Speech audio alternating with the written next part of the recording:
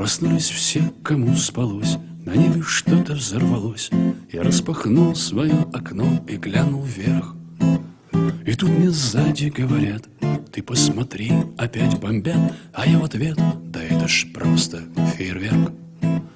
Кому в ответ? Кто говорил? Ведь я один в квартире был. Жена у матери давно, наверное, спит. Я обернулся, что за бред? Передо мной стоял мой дед, который в 45-м был убит. Шинель пилотка ВПШ, а я стоял, едва дыша, и головой своей мотал, чтоб сон прогнать.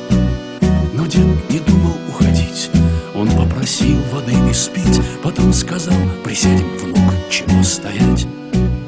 Напротив деда я сидел и словно в зеркало глядел, и дым махорки незнакомый мне вдыхал.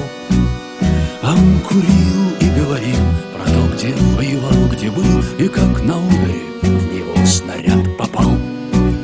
Тут его взгляд задумчив стал, и дед надолго замолчал, потом вздохнул и произнес: скажи мне, внук, ты отчего же так живешь, как будто свой башмак жуешь, как будто жизнь для тебя сплошной недуг.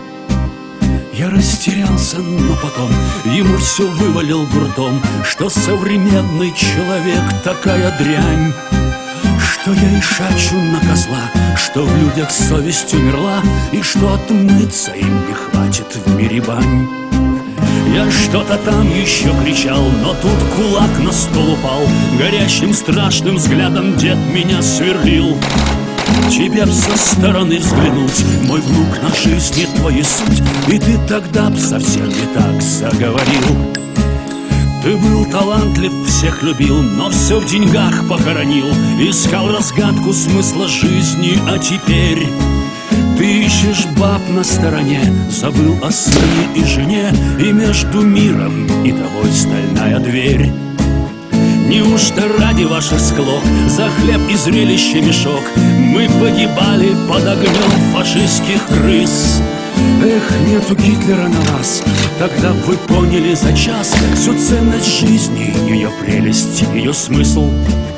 Уже рассвет входил в мой дом, и пели птицы за окном. Солдат исчез, и я вдруг начал понимать: в любом из нас сидит война, не знаю, чья в этом вина, и нам нельзя на ней, ребята, погибать.